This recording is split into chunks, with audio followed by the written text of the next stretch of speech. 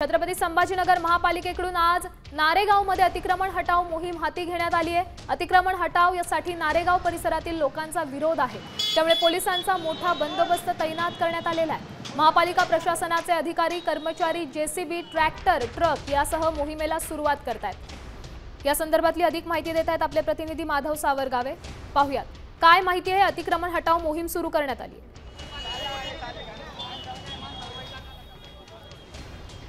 गेल्या महिनाभरापासून छत्रपती संभाजीनगरमध्ये महानगरपालिका प्रशासनाच्या वतीने अतिक्रमण हटाव मोहीम सुरू आहे। सुरुवातीला जालना रोड, त्यानंतर पैठण रोड, सोबतच बीड बायपास आणि आता नारेगाव परिसरामध्ये ही अतिक्रमण हटाव मोहीम सुरू करण्यात आली आहे। इथल्या नागरिकांचा विरोध आहे आणि त्यामुळे बराच काळ ही अतिक्रमण मोहीम प्रशासनाने हाती घेतली नव्हती।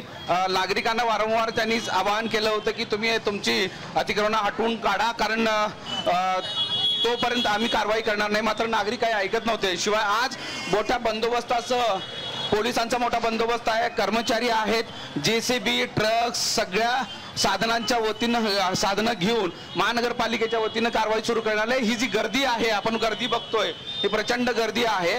या परिसरातील सगळे लोक रस्त्यावर उतरलेले आहेत आणि त्या मोहिमेला विरोध करण्याचा प्रयत्न आहे।